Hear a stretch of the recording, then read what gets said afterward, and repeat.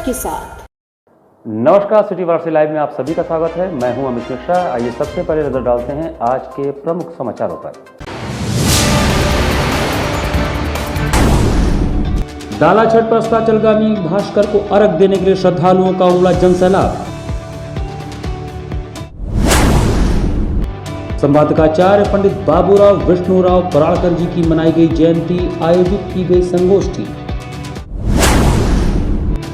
सुबह सभा अध्यक्ष ओम प्रकाश राजभर के बिगड़े बोल, किया पाकिस्तान के संस्थापक जिन्ना का यशगान।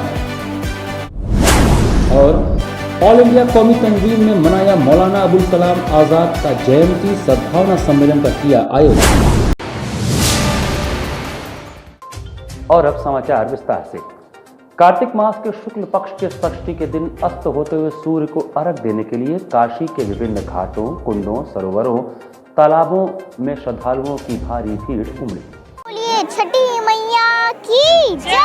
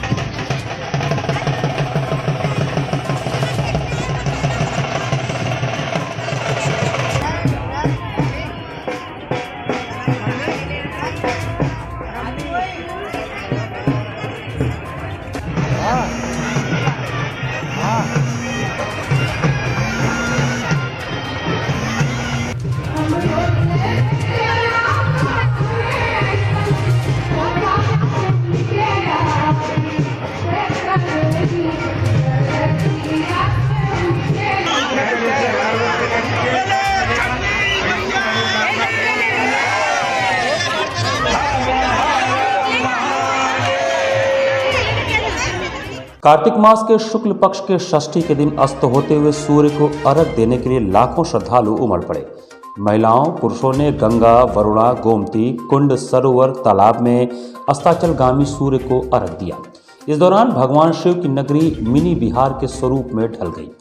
व्रती महिलाएं भगवान भास्कर के अस्ताचलगामी होने के इंतजार में पानी में खड़े होकर मंगल गीत गाती दिखीं और जैसे ही गोधूली बेला का समय आया, भगवान भास्कर को अर्घ देने का कार्यक्रम शुरू हो गया। इस समय का वातावरण एक अलग ही छटा बिखेरता नजर आया। गंगा घाटों पर अर्घ देने वालों में ऐसा आभास होता दिखा कि कल का सवेरा उनके लिए एक नई आशा की किरण लेकर आएगा। भगवान सूर्य, जिन्हें आदित्य भी कहा जाता है, जो वास्तव में एकमात्र प्रत्यक्ष देवता हैं, इनकी रोशनी से ही प्रकृति में जीवन चक्र चलता है। इनके किरणों से ही धरती में प्राण का संचार होता है। कार्तिक मास के शुक्ल पक्ष के षष्ठी के दिन अस्त होते हुए सूर्य को अर्घ देने के बाद अब अगले दिन अर्घ देने के लिए गंगा की गोद में इंतजार करती इन महिलाओं की यही कामना है कि अगले दिन सूर्य जब निकलेंगे तो एक नए तेज के साथ आएंगे, जिसकी रोशनी इनके घर को खुशियों से भर देगी। इस पर्व में जल और सूर्य की महत्ता है, जिसके बिना जीवन की कल्पना नहीं की जा सकती। डाला छठ पर राजघाट से लेकर सामने घाट का नज़ारा ही कुछ अलग दिख रहा था। लोग दोपहर से ही घाटों पर पहुंचना शुरू कर दिए थे। दोपहर 2 बजे तक घाटों पर जहां नाम मात्र के लोग दिख रहे थे, 4 बजते बजते इस कदर उमड़ पड़े थे कि घाटों पर पांव धरने की जगह भी नहीं बची थी। दशाश्वमेध घाट, राजघाट, 80 घाट व सामने घाट पर लोगों की सर्वाधिक भीड़ देखी गई। इस बार लोग भगवान भास्कर से कोरोना के नाश की भी प्रार्थना करते दिखे। पहले दिन आदमी गेहूँ धुलता है, फिर उसके बाद व्रत रहता है, दिन भर शाम को लौका भात खाता है, फिर उसके बाद व्रत रहता है। दूसर के दिन शाम को नहा धो के खीर पूरी खाया जाता है। उसके बाद 24 घंटा बेच जाता है। किसके लिए रहा जाता है ये? अपने परिवार के लिए, बाल बच्चा के लिए। कोरोना महामारी चल रहा था, क्या कहेंगे? सब दूर हो जाएगा।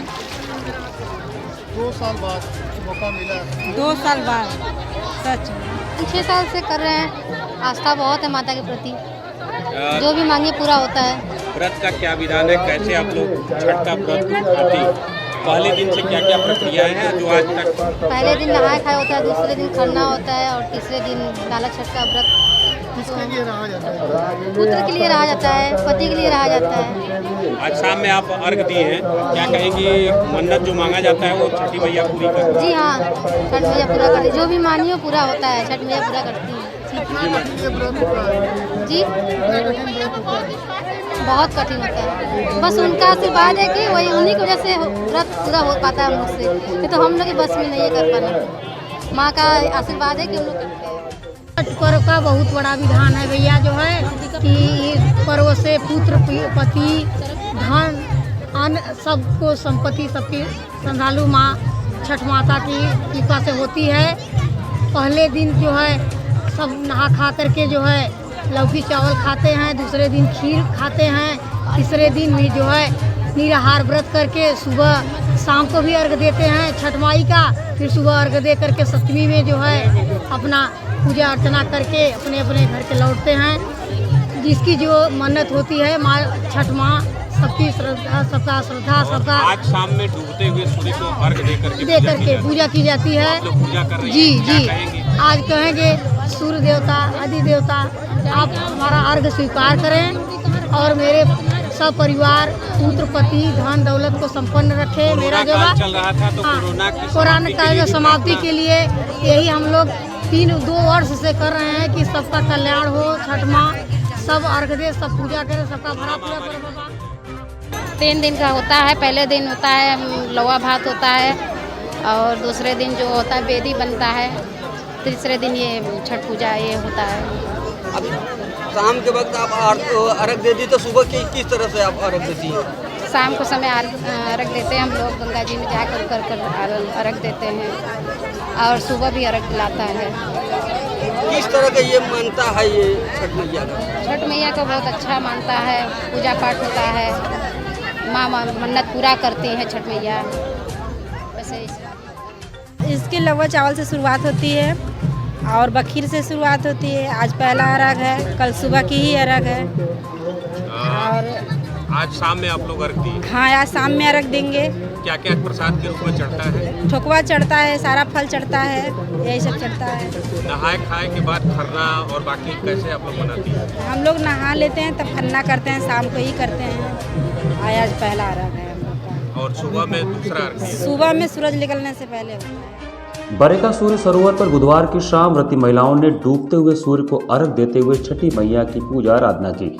छठ के त्योहार को सूर्य षष्ठी के नाम से भी जाना जाता है। बरेका सूर्य सरोवर पर श्रद्धालु महिलाओं की सुरक्षा हेतु पानी में लकड़ी के बांस से बैरिकेडिंग कर दी गई थी ताकि किसी प्रकार की दुर्घटना न होने पाए और एनडीआरएफ की 2 टीमें लगातार सूर्य सरोवर तालाब में नाव से चक्रमण कर रही थी। व सुरक्षा व्यवस्था हेतु आरपीएफ के साथ ही उत्तर प्रदेश पुलिस के पुरुष व महिला पुलिसकर्मी भी चाक चौबंद रहे। सायंकाल 4 बजे सर्वप्रथम मुख्य अतिथि बीएलडब्ल्यू की महाप्रबंधक अंजलि गोयल ने पूजा अर्चना की। तत्पश्चात व्रती महिलाएं अपनी अपनी वेदियों पर पहुंचकर छठी मैया के गीत गाते हुए अस्ताचलगामी सूर्य को अर्घ दी। छठ समिति की तरफ से दूर से आई व्रती महिलाओं के साथ आए लोगों के लिए रुकने व खाने पीने की व्यवस्था की गई।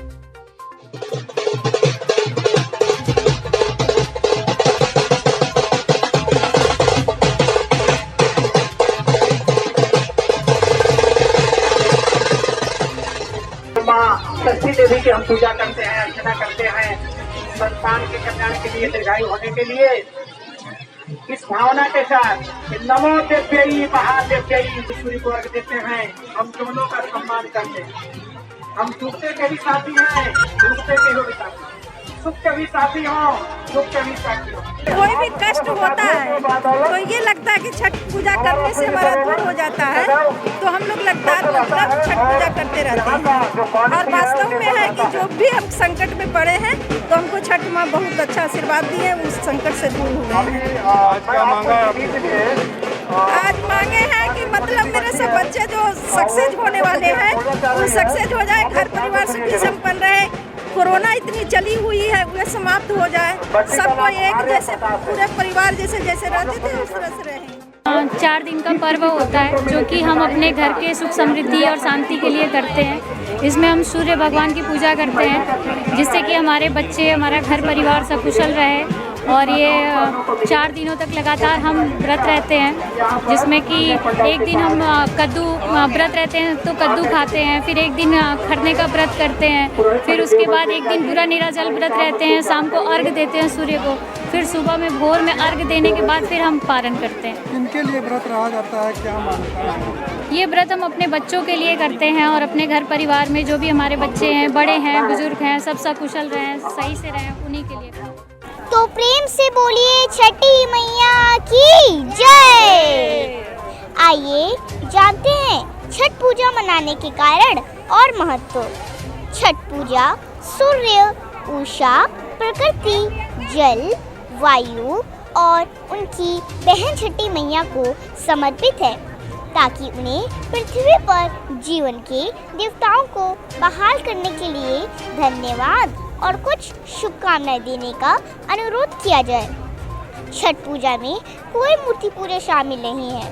त्योहार के अनुष्ठान कठोर हैं और 4 दिनों की अवधि में मनाए जाते हैं। परेका जहाँ तक सुरक्षा की व्यवस्था की बात है, तो यहाँ पूरा सुरक्षा का कमान जिला प्रशासन के साथ ही साथ NDRF, रेल सुरक्षा बल और रेल सुरक्षा का अग्निशमन सेवा और उसके साथ ही साथ नागरिक सुरक्षा संगठन उसके साथ सहयोग कर रहा है। प्राथमिक उपचार के लिए सेंट जॉन्स एम्बुलेंस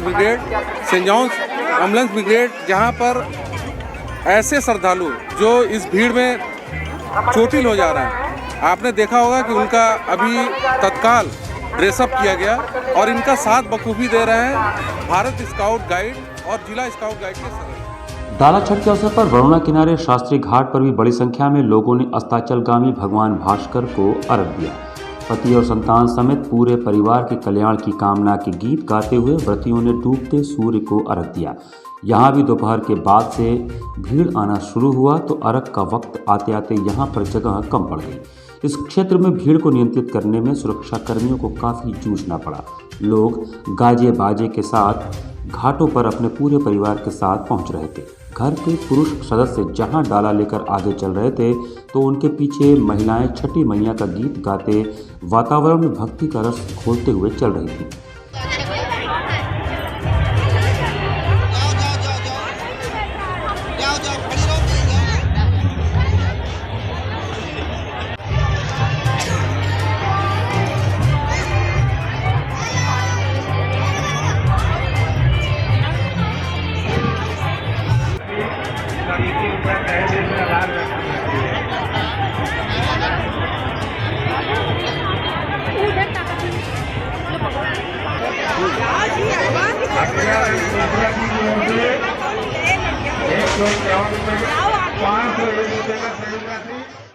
छठ पूजा का दायरा काशी के कई क्षेत्रों तक अब फैल गया है। शिवपुर वाराणसी के परमानंदपुर स्थित सरस्वती नगर कॉलोनी के निवासियों ने अपने कॉलोनी प्रांगण में एक छोटा कुंड का निर्माण करके अस्ताचलगामी भगवान सूर्य को अर्घ देकर जीवन में मंगल की कामना की। कॉलोनी के प्रिंस मिश्रा, राजा राम मिश्रा, अंजय मिश्रा, रंजीत सिंह, तारकेश्वर दुबे, शिवजी सिंह, ऐलान सिंह, लालजी पांडे इत्यादि लोगों ने इस आयोजन में अपना सहयोग दिया। सभी प्रमुख घाटों पर NDRF की पूरी बटालियन सक्रिय रही। विभिन्न सामाजिक और धार्मिक संस्थाओं से जुड़े स्वयंसेवक छठ व्रतियों की सुविधा व सुरक्षा में पुलिस बल का सहयोग कर रहे थे। शहर के कुंडों और तालाबों पर नागरिक सुरक्षा, स्थानीय पुलिस और मोहल्ले के लोगों ने छठ व्रतियों के लिए विभिन्न प्रकल्प चलाए। दशाश्वमेध और इनके आसपास के घाट पहुंचने वाली इन छठ व्रती महिलाओं को काफ़ी मुश्किलों का सामना करना पड़ा, जिनके साथ पुरुष सदस्य नहीं थे। बदौलिया चौराहे पर ही रिक्शे रोक दिए जाने के कारण भारी भरकम डाला महिलाओं को ही उठाकर ले जाना पड़ा। डाला सिर पर उठाने के बाद पूजन स्थल पर ही रखने के नियम के कारण महिलाओं की परेशानी बढ़ गई थी। छठ पे NDRF की देख ही रहे हैं कि NDRF की लगभग 30 बोटें पूरे गंगा घाटों की सुरक्षा व्यवस्था के लिए पेट्रोलिंग गश्ती कर रही है। कोई भी बैरिकेटिंग जो प्रशासन की तरफ से लगाया गया है, उस बैरिकेटिंग के बाहर कोई भी आता है तो हमारी तरफ से उसको चेतावनी भी दी जाती है और उसको अंदर किया जाता है। बाकी किसी भी वाटर इमरजेंसी के लिए NDRF की बोटें रेस्क्यू ऑपरेशन में लगी हुई। घाटों पर न केवल जल पुलिस मुस्तैद है, बल्कि CP साहब के निर्देश पर वाराणसी पुलिस कमिश्नरेट की टीम लगातार वाटर पेट्रोलिंग भी कर रही है। इसी कड़ी में मैं स्वयं एडिशनल CP हेडक्वार्टर के रूप में एडिशनल DCP हेडक्वार्टर साहब के साथ, लोकल इंस्पेक्टर्स के साथ लगातार चक्रमणशील हूँ। हमें पूर्ण विश्वास है कि ये प्रकृति की उपासना से जुड़ा महापर्व न केवल लोगों की जीवन में व्यक्तिगत रूप से खुशहाली लाता है, बल्कि निश्चित रूप से सकुशल इसको संपादित करने में जो आम जनमानस है वाराणसी पुलिस कमिश्नरेट के सहयोग से बहुत अच्छे तरीके से इस महापर्व को संपादित कर सकेंगे। और हम सभी लोगों की वाराणसी कमिश्नरेट पुलिस की तरफ से सभी को बहुत बहुत शुभकामनाएं। डाला छठ मैया की महिमा इतनी निराली है कि मांगी मुराद पूरी होने पर व्रती महिलाओं ने दंडवत होते हुए भगवान सूर्य को अर्घ देने घाटों पर पहुंचकर छठी मैया का विधिवत पूजन किया। डाला छठ का पर्व मनाने के लिए इस समय काशी के गंगा, वरुणा और गोमती तट के साथ ही साथ सरोवरों, कुंडों, तालाबों पर आस्था का जन सैलाब उमड़ पड़ा है। कोई छठी मैया को खुश करने के लिए मंगल गीत गाया जा रहा है,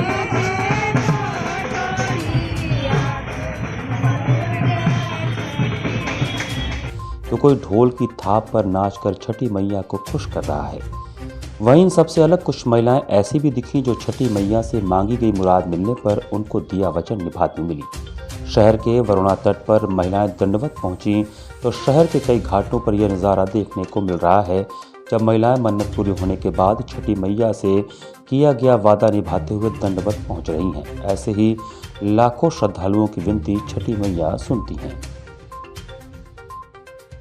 मन तो यही माने थे कि है छठ माई हमारे नाती दीजिए तो हम जोड़ा सुपेली का अर्घ लेंगे। कितने सालों से फिर आप पूजा कर रहे हैं? अरे हमारे बेटा हो गया कम से कम 18 साल।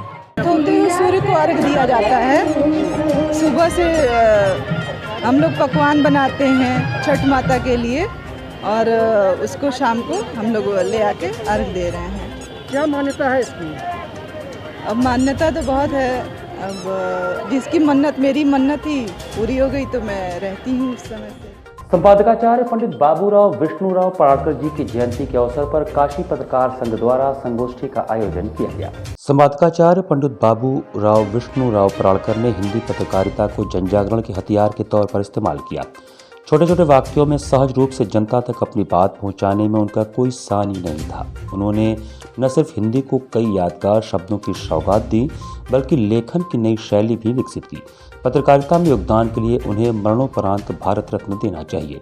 यह विचार आज संपादकाचार्य पराड़कर जी की हिंदी तिथि से जयंती पर काशी पत्रकार संघ द्वारा आयोजित संगोष्ठी में वक्ताओं ने व्यक्त किए। मुख्य वक्ता वरिष्ठ पत्रकार पद्मपति शर्मा ने कहा कि वे गीता की हिंदी टीका और प्रख्यात बांग्ला पुस्तक देशेर कथा की हिंदी में प्रभावी अनुवाद के लिए भी जाने जाते थे। अध्यक्षता करते हुए संघ के अध्यक्ष सुभाष चंद्र सिंह ने कहा कि आज की पत्रकारिता उस पटरी से उतर रही है जो अपने समय की सिद्धांतवादी पत्रकारिता की लाइन थी। डॉक्टर जितेंद्र नाथ मिश्र ने कहा कि बाजार के दबाव में आज की पत्रकारिता फल फूल रही है। सत्य के प्रति निष्ठा ही पराड़कर जी के प्रति सच्ची श्रद्धांजलि है, वे सदा प्रासंगिक रहेंगे। समाजवादी चिंतक विजय नारायण ने कहा कि पत्रकारिता की आज़ादी सुरक्षित रहेगी तभी देश भी सुरक्षित रहेगा। प्रोफेसर श्रद्धानंद ने कहा कि अन्याय के प्रति न्याय ही सच्ची पत्रकारिता है। संचालन करते हुए संघ के महामंत्री डॉक्टर अत्रि भारद्वाज ने कहा कि पराड़कर जी की तरह सुकृत्य ही जीवंत रहता है। आलोक श्रीवास्तव ने कहा कि पराड़कर जी ने हिंदी पत्रकारिता की मजबूत नींव तैयार की। वीरेंद्र श्रीवास्तव ने पत्रकारिता में अंग्रेजी के प्रयोग पर चिंता जताई, तो वहीं आर संजय ने हिंदी पत्रकारिता के भविष्य पर भी चिंता व्यक्त की। डॉक्टर शिव शक्ति द्विवेदी, इदरीस अहमद, विमलेश कुमार चतुर्वेदी, सुरेश पांडे, मुन्नालाल सानी, अजय यादव, जयशंकर जय ने भी अपने विचार रखे। सूर्य उपासना का अद्भुत लोक पर्व है और उस दिन अवतरित हुए पराड़कर जी और वाकई में सूर्य पुत्र की तरह उन्होंने दिगंत में जो है अपनी कलम से जो है चारों तरफ आलोकित किया। मैं केवल हिंदी पत्रकारिता की बात नहीं कर रहा हूं, मैं समग्र भारतीय पत्रकारिता की बात कर रहा हूं। मैं तो सबसे ज्यादा जिम्मेदार मीडिया हाउसेस को मानता हूं कि स्तरीय पत्रकारिता नहीं रह गई है। पत्रकारिता के स्तर में जो गिरावट आई है उसके लिए सबसे ज्यादा अखबारों के मालिक जिम्मेदार है। सोचिए कि आज भी 3,000, 4,000 और 5,000 रुपए में पत्रकारों से काम लिया जाएगा तो वो किस स्तर की पत्रकारिता करेंगे और उनसे क्या अपेक्षा होगी, यह सहज ही अनुमान लगाया जा सकता है। उत्तर प्रदेश में 2022 विधानसभा चुनाव की तैयारियों की समीक्षा के लिए गृह मंत्री अमित शाह 12 नवंबर को वाराणसी पहुंच रहे हैं। गृह मंत्री अमित शाह 2 दिवसीय दौरे पर वाराणसी आ रहे हैं। इसको लेकर भाजपा कार्यकर्ता वाराणसी के सर्किट हाउस में बैठक आहूत किए। उत्तर प्रदेश में 2022 विधानसभा चुनाव की तैयारियों की समीक्षा करने गृह मंत्री अमित शाह वाराणसी 12 नवंबर को आ रहे हैं। इसको लेकर वाराणसी के सर्किट हाउस में काशी क्षेत्र के अध्यक्ष महेश चंद्र श्रीवास्तव के नेतृत्व में सर्किट हाउस में बैठक हुई। बैठक के दौरान महेश चंद्र श्रीवास्तव ने कहा कि वाराणसी के लालपुर में स्थित टीएफसी में उत्तर प्रदेश के सभी विधानसभा के प्रभारियों की बैठक में शामिल होंगे, जिसका नेतृत्व गृह मंत्री अमित शाह करेंगे। बैठक को लेकर भारतीय जनता पार्टी के काशी क्षेत्र के अध्यक्ष महेश चंद्र श्रीवास्तव ने बताया कि वाराणसी में 12 नवंबर को उत्तर प्रदेश के सभी जिलों के बीजेपी के जिला प्रभारी व जिला अध्यक्ष के साथ गृह मंत्री अमित शाह की बैठक होगी, जिसमें गृह मंत्री कई सत्रों को संबोधित करेंगे। इस बैठक में प्रमुख रूप से जिला अध्यक्ष हंसराज विश्वकर्मा, अशोक चरसिया, संजय गुप्ता, महानगर अध्यक्ष विद्याशंकर राय, सुशील त्रिपाठी, छोटू सिद्धार्थ, दिलीप पटेल, संजय सोनकर, प्रदीप अग्रहरी, डॉक्टर राकेश सहित काशी क्षेत्र के पदाधिकारी गण मौजूद रहे। संगठन की बैठक वाराणसी महानगर और जिले की बैठक थी। अभी आदरणीय देश के यशस्वी गृह मंत्री आदरणीय अमित शाह जी 12 तारीख को संगठन की एक बैठक लेने आ रहे हैं। उस बैठक के निमित्त ये तैयारी बैठक थी। प्रथम सत्र में आदरणीय धर्मेंद्र प्रधान जी उत्तर प्रदेश के चुनाव प्रभारी हैं, वो लेंगे। दूसरे सत्र में आदरणीय अमित शाह जी जो देश के यशस्वी गृह मंत्री हैं, पूर्व हमारे राष्ट्रीय अध्यक्ष रहे हैं, वो लेंगे।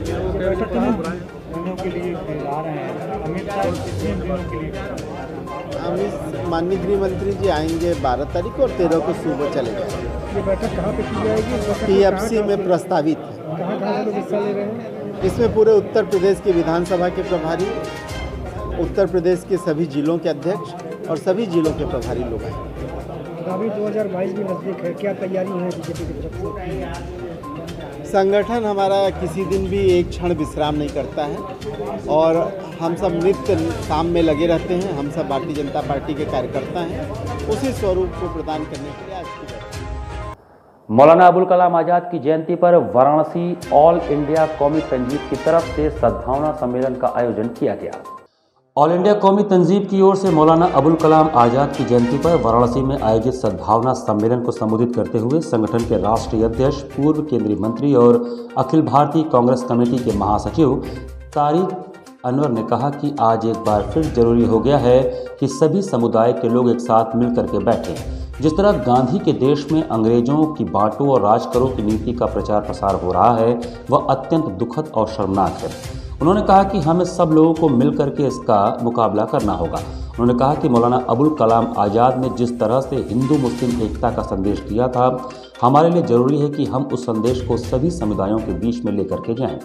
इस मौके पर उदित राज ने ऑल इंडिया कौमी तंजीब में SC/ST समाज के लिए 1/3 आरक्षण की बात करते हुए कहा कि कौमी तंजीम के लिए जरूरी है कि इससे बड़ी तादाद में दलित समुदाय को जोड़ा जाए।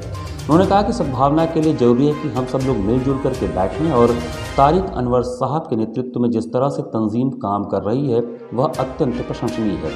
Advocate Ashok Kumar Upadhyay, professor Asgar Ali Ansari, Ashok Kumar, doctor Abdul Salam Ansari, Kanhaiya Lal Patel, professor Tahir Kalam, Gopal Upadhyay, Uttar Pradesh Qaumi Tanzeem के अध्यक्ष मोहम्मद तालिब अली ने भी अपने विचारों को प्रकट किया। जबकि प्रोग्राम का आयोजन वकील अहमद अंसारी और संचालन हाजी डॉक्टर महफूज आलम एडवोकेट ने किया। इस मौके पर प्रोग्राम की अध्यक्षता कर रहे हाजी अब्दुल अजीज अंसारी ने लोगों से भाईचारा कायम करने की अपील की। प्रोग्राम का संयोजन हाजी तौफीक कुरैशी, कमाल अख्तर, आशीष गुप्ता, मोहम्मद जावेद अहमद, वरुण गोपाल, मौलाना एहतेशाम अशरफ, वसीम अंसारी, महफूज आलम, अनीश बनारसी, राजवीर सिंह राज, नूर उल शेख, जिशान अंसारी, जैनुल आबेदीन अंसारी, जमाल अहमद अंसारी समेत बड़ी तादाद में लोगों ने हिस्सा लिया।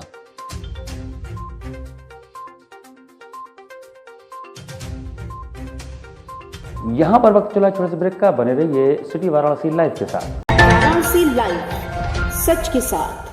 Best fundamental lab, best faculty, best placement set. We are proud to be a student of JDSL.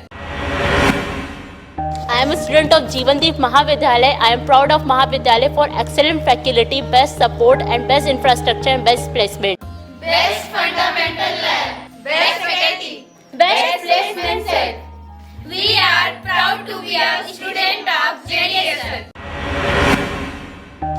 student of Jeevandeep Mahavidyalaya, I am proud of Mahavidyalaya for excellent faculty, best support and best infrastructure and best placement.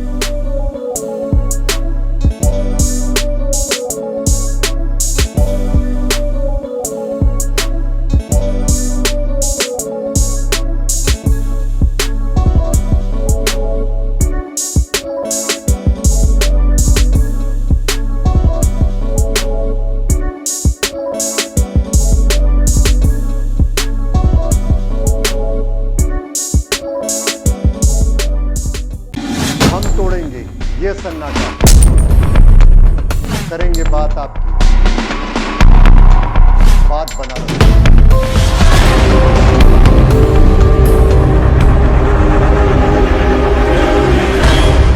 पूछेंगे सवाल, उठाएंगे मुद्दे, करेंगे बहस, होगा मुकाबला आमने सामने, ताकि सच जिंदा रहे। बेबाक बहस। कोरोना वायरस ने देश में एक बार फिर से रफ्तार पकड़ ली है। ऐसे में जरूरी है कि सभी लोग पूरी एहतियात बरतें। घर से बाहर निकलते समय मास्क का सदैव प्रयोग करें। समय समय पर हाथों को सैनिटाइजर से सैनिटाइज करें। ज्यादा भीड़ भाड़ वाली जगहों में जाने से बचें। 2 गज की दूरी का पालन करें। स्वस्थ रहें, सुरक्षित रहें। जनहित में जारी वाराणसी लाइव। वाराणसी लाइव, सच के साथ। ब्रेक के बाद आपका स्वागत है।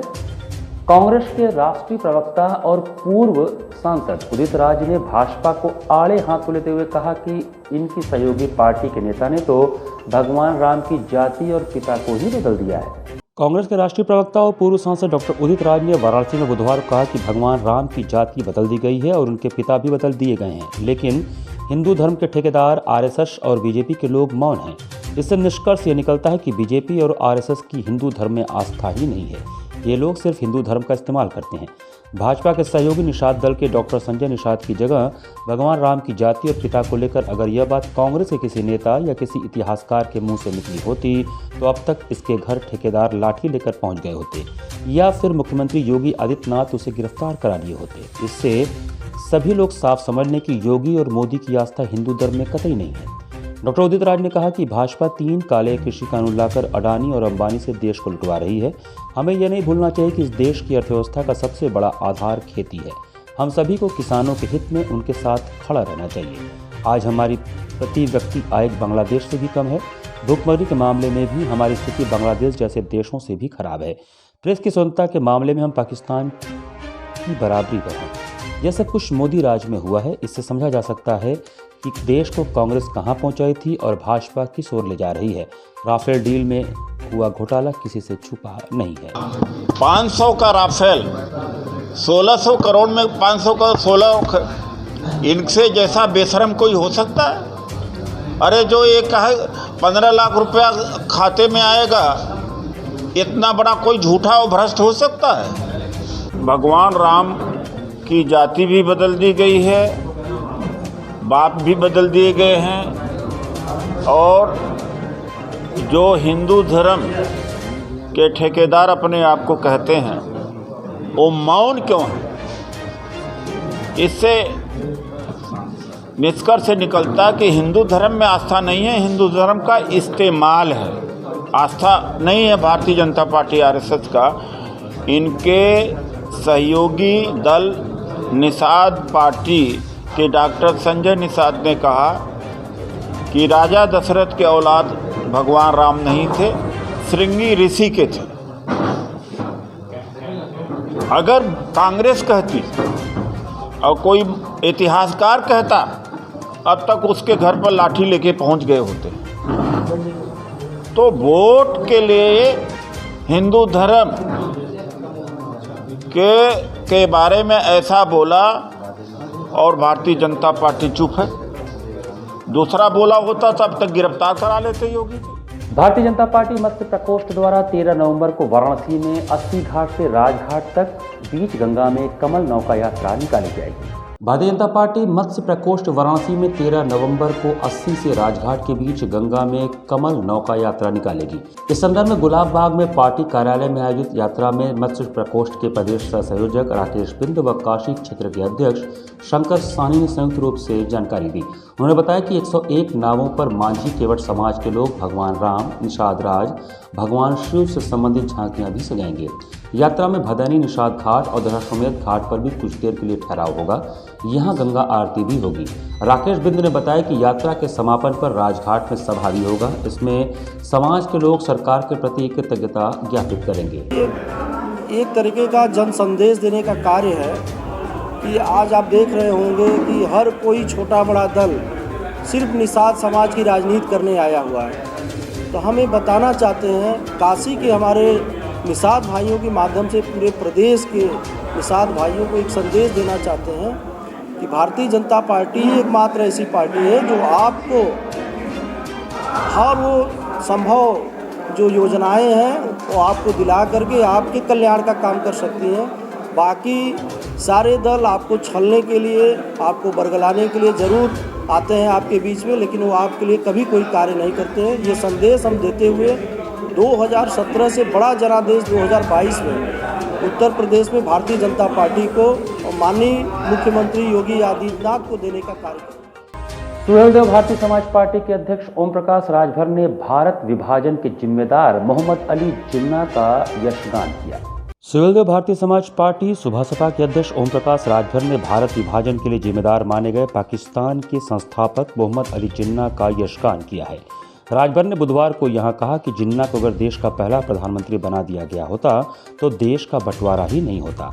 इतना ही नहीं, राजभर ने पूर्व प्रधानमंत्री अटल बिहारी वाजपेयी और वरिष्ठ भाजपा नेता लालकृष्ण आडवाणी को भी जिन्ना का प्रशंसक बता दिया। आगामी विधानसभा चुनाव के लिए राजभर ने हाल ही में सपा के साथ गठबंधन का ऐलान किया है।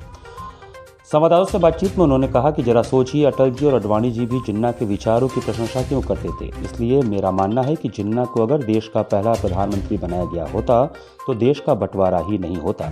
उल्लेखनीय है कि हाल ही में अखिलेश ने भी जिन्ना की तारीफ करते हुए कहा था कि स्वतंत्रता संग्राम में उन्होंने महात्मा गांधी, सरदार पटेल और पंडित नेहरू की तरह ही अहम भूमिका निभाई थी।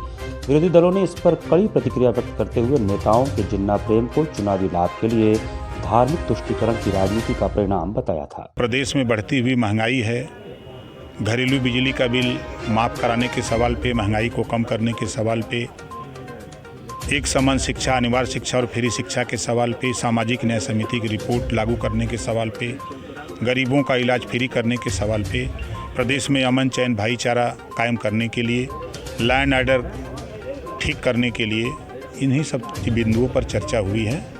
देश के पहले प्रधानमंत्री जिन्ना को बना दिया गया होता तो भारत का बंटवारा ही नहीं होता।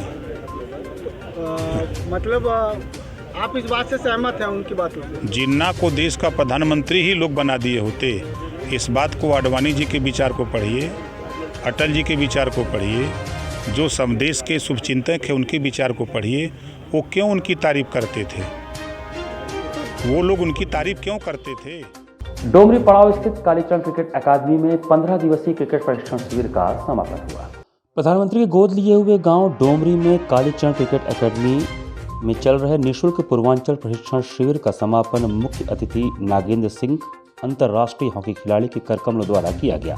यह प्रशिक्षण शिविर 15 दिनों तक चला। इस प्रशिक्षण शिविर में अंतर्राष्ट्रीय खिलाड़ी एवं रणजी ट्रॉफी क्रिकेट खिलाड़ियों ने पूर्वांचल जिलों से आए हुए समस्त खिलाड़ियों को खेल की बारीकियों एवं उनको कैसे अपने खेल के दौरान फिट रहना है इसके बारे में जानकारियां दी।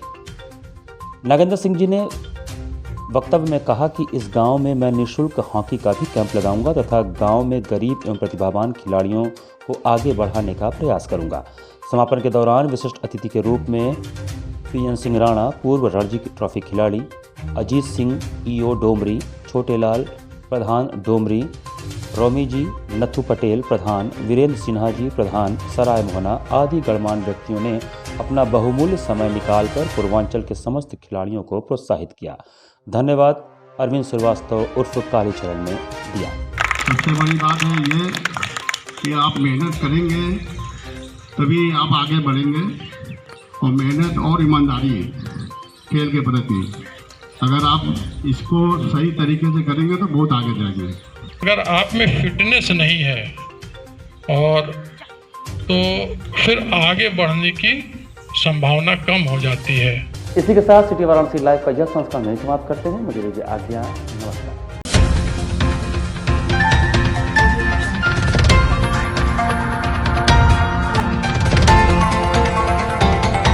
वाराणसी लाइव, सच के साथ।